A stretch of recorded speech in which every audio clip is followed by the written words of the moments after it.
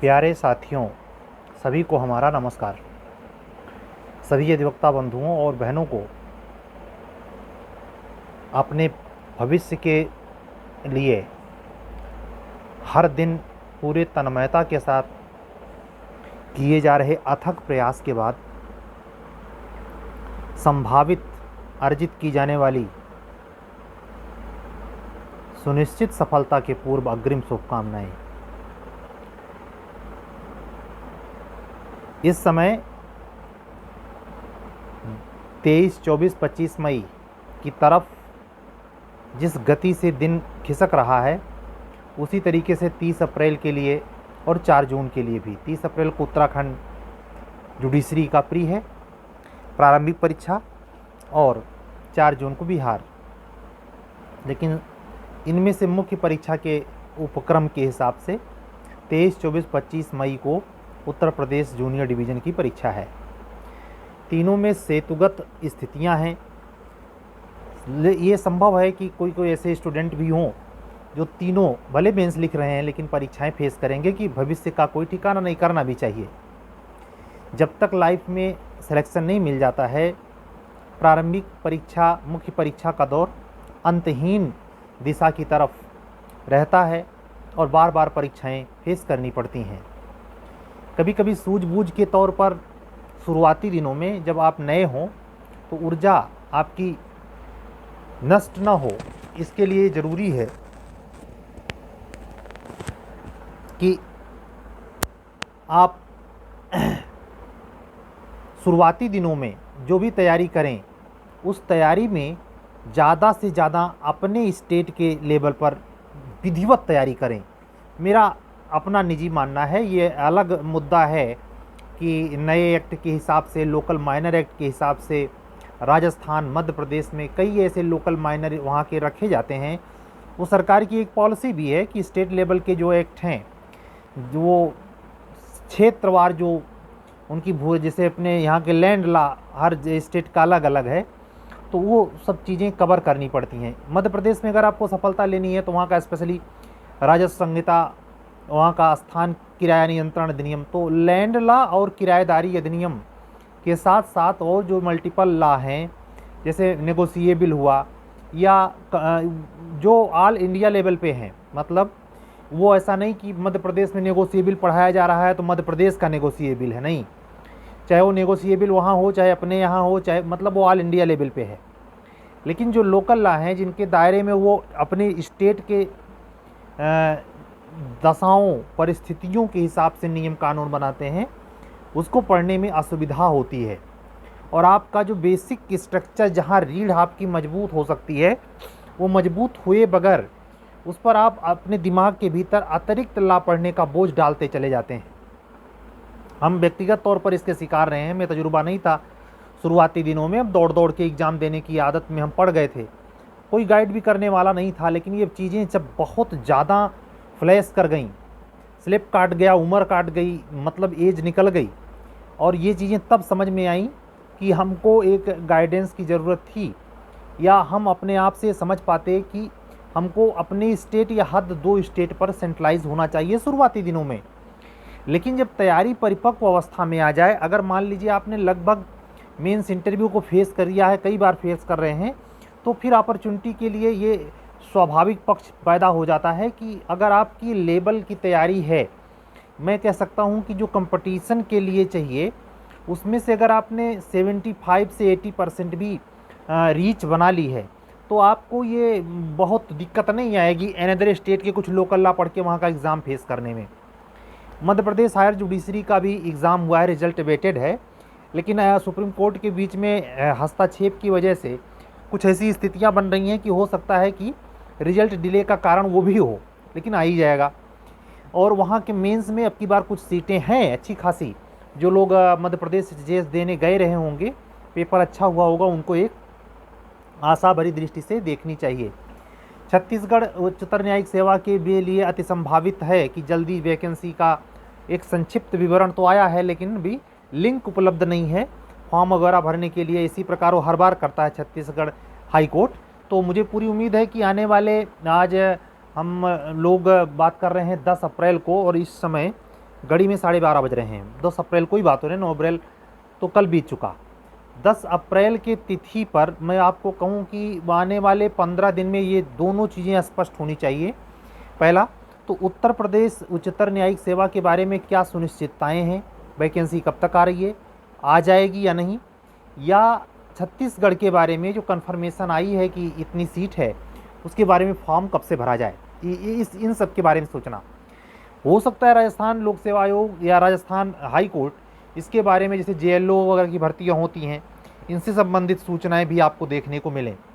अब आप ज़रा सोचें, आपके हाथ में छत्तीसगढ़ को अगर झारखंड को भी जोड़ दें तो लगभग 5 स्टेट मिल जाता है हिंदी बेल्ट वालों का। इंग्लिश वालों के लिए तो सदाबहार है, किसी भी जगह, ये मेघालय चले जाएँ, शिलांग चले जाएँ, हिमाचल प्रदेश चले जाएँ, अनदर स्टेट में चले जाएँ, गुजरात, तो वहाँ का जो ये स्पेशल, जैसे मुंबई में अगर जाके आप हायर जुडिशरी का एग्ज़ाम देना चाहते हैं, मुंबई हाई कोर्ट के द्वारा निकाली गई वैकेंसी आई है, तो मेरे हिसाब से वहाँ का जो लोकल लैंग्वेज है, जैसे महाराष्ट्र में मराठी है, गुजरात में गुजराती है, तो उस असम में असमिया है, त्रिपुरा में जो वहाँ की लोकल लैंग्वेज है उसमें आपको उत्तीर्णांक लाना होगा। ये ऐसा क्यों है, आप ज़रा समझें इन सब चीज़ों को, ऐसा क्यों बनाया गया है, क्यों स्टेट लेवल पर लोकल लॉ को प्रीफर किया जाता है। आपके यहाँ यूपी में अगर आना है तो यूपी में लोकल लॉ जो पाँचों हैं उसको विधिवत पढ़ना होगा। आप उत्तर प्रदेश की राज्य संहिता कहीं का व्यक्ति हो, ऐसा नहीं कि वो यहाँ आएगा तो जज बनने, तो वो उसको नहीं पढ़ना ही है। इसका मतलब है कि स्टेचुरी बॉडी जो लॉ का फंक्शन देख रही है, लोकल प्रॉब्लम ज़्यादा होती है, और लोकल प्रॉब्लम पर निर्णित करने के लिए आप सिविल जज बनाए जाते हैं, ये बात अलग है।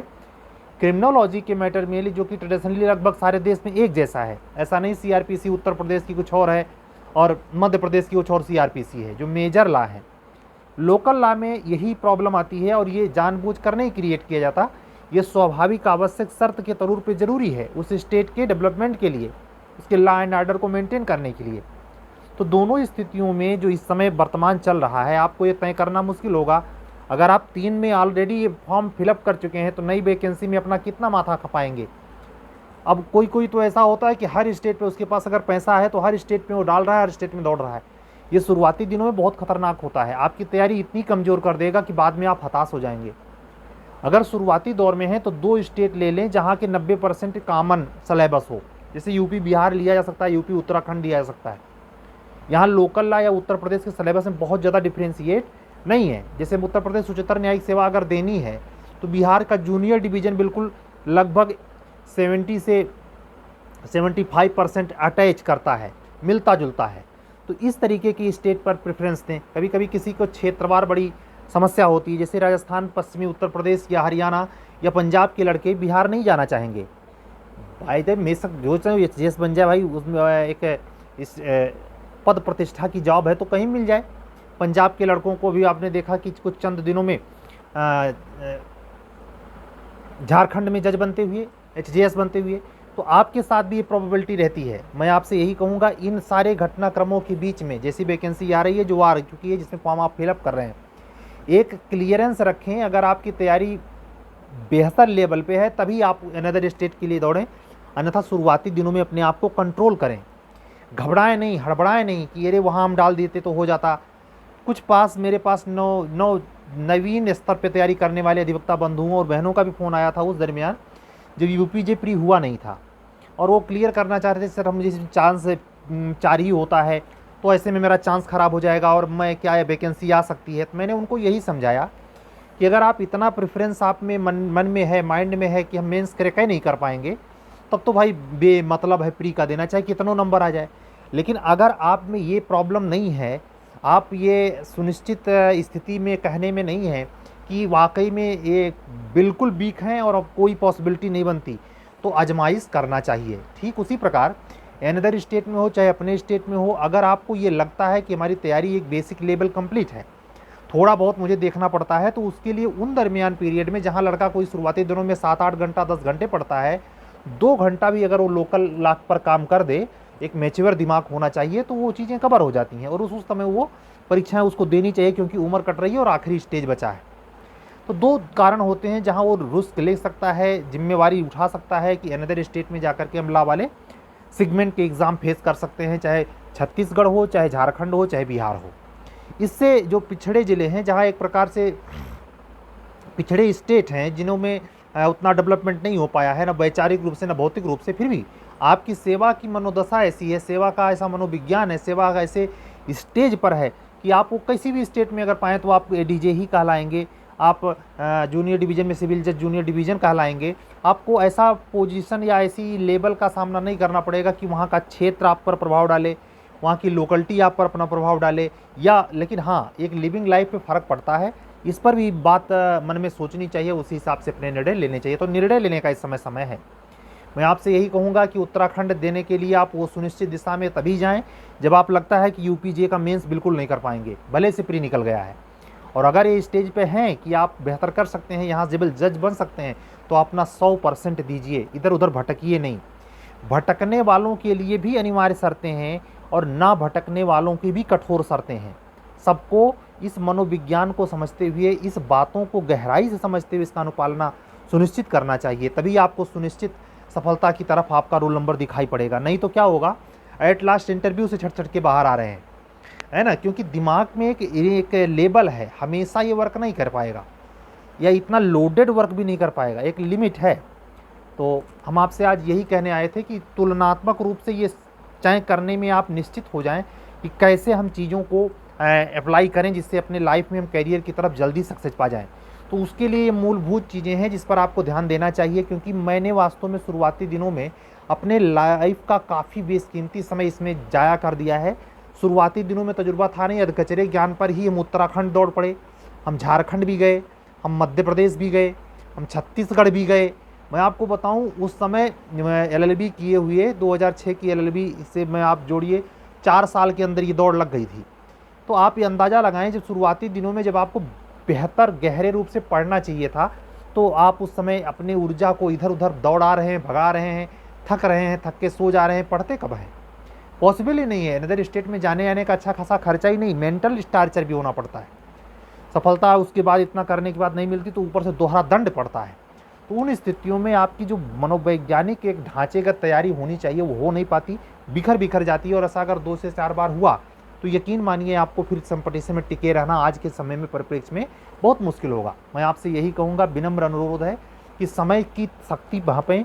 और अगर उस स्थिति में आपका लाइफ चल रहा है, जैसे मान लीजिए कुछ ऐसे लोग आए हैं जो अपने अध्ययन में इस तरीके से प्रगति कर रहे हैं, इतना गुणात्मक उन्होंने चेंज किया है, रिजल्ट पर असर डाला है, चाहे अनदर स्टेट का बच्चा हो चाहे अपने यहाँ का स्टेट का बच्चा हो।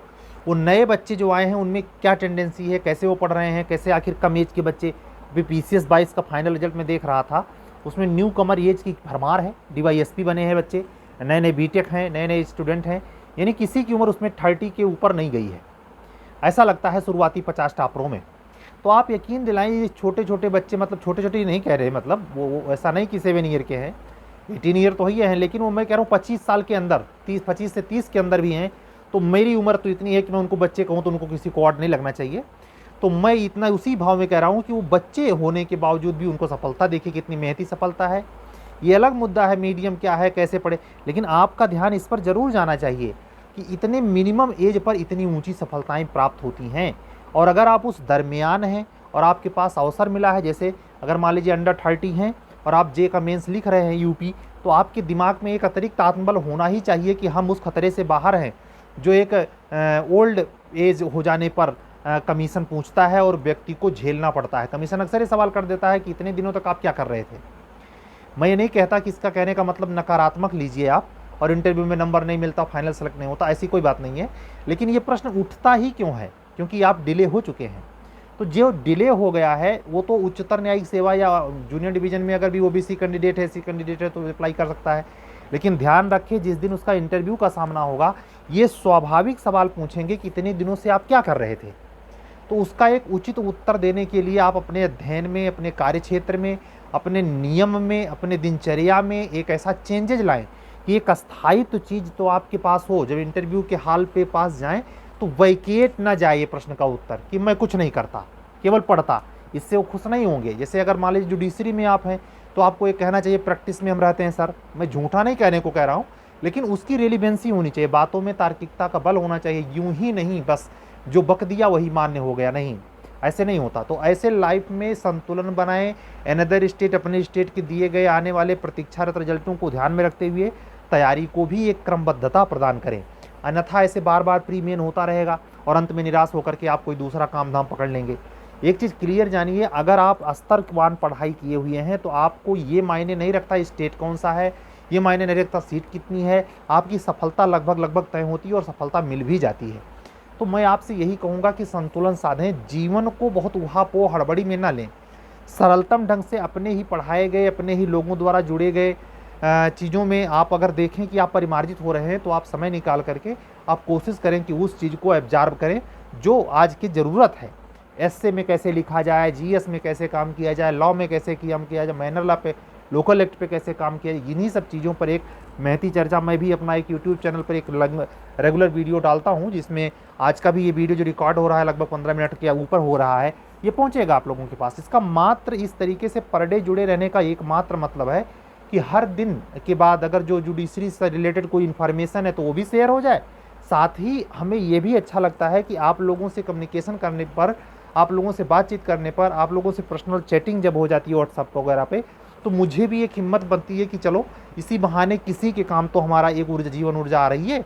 ये बहुत बड़ी उपलब्धि है, क्योंकि ज़िंदगी में कभी किसी छोर पर निराश होकर के समय जाया नहीं करते, और ख़ास करके ऐसे मौक़ों पर तो बिल्कुल नहीं जाया करते जहाँ आपके सामने की कीमत समझने वाला कोई नहीं है ना। तो आप इन सब चीज़ों को समझें, संतुलन साधें समय में और अपने पढ़ाई में तथा अपने कार्यान्वयन में, लिखाई में। ये सब चीज़ें इतनी सॉलिड होनी चाहिए, इतनी सटीक दिशा में होनी चाहिए, इतना संतुलित होनी चाहिए कि आपको अंततः सफलता कब मिल जाएगी पता ही नहीं चलेगा। ठीक है, सारे लांछन, सारे व्यंग्यबाण, सारे कुवृत्तियाँ, सारा असहयोग खत्म हो जाएगा जिस दिन आप सिलेक्शन पाए। तो आप इस पर काम करेंगे, क्योंकि समय ऐसा है, आने वाले 15 दिन के अंदर ये समय और जटिल होने जा रहा है। जैसे वैकेंसी आ जाएगी तो निर्णय लेना मुश्किल हो जाएगा, छत्तीसगढ़ जाएँ कि ना जाएँ, मध्य प्रदेश जाएँ कि ना जाएँ। तो इन सब डिलेमा में अगर रहेंगे तो आप बताइए कब पढ़ेंगे, कब नंबर आपका आएगा और कब आप मेंस में बेहतर कर पाएंगे। तो इन सब चीज़ों का ख्याल रखते हुए फैसला लीजिएगा। मिलेंगे कल एक रेगुलर वीडियो के साथ। अपना ख्याल रखिए, मेहनत से पढ़िए, आपका समय बेशकीमती है, उसमें उंगली करना नहीं चाहता। और आपसे ये भी कहता हूँ कि अगर आपको डिस्टर्ब में लगता हो तो इसको आप बाद में देखें, तुरंत ना देखें, आप अपना काम कर लें। ऐसा थोड़ी कोई ज़रूरी है, इसमें आपको ऑलरेडी रेगुलर पढ़ा रहता है, लिंक तो आपके पास है ही। अगर कल का परसों भी सुनना चाहें तो सुन सकते हैं, ऐसा कोई दिक्कत नहीं है। ठीक है, तो अपना ख्याल रखिएगा। कल हम फिर मिलेंगे। हाँ, अगर हमारे टेस्ट सीरीज से चाहे प्री या मेन वाले से जुड़ना चाहते हैं तो हमारा नंबर यही है 7705090393।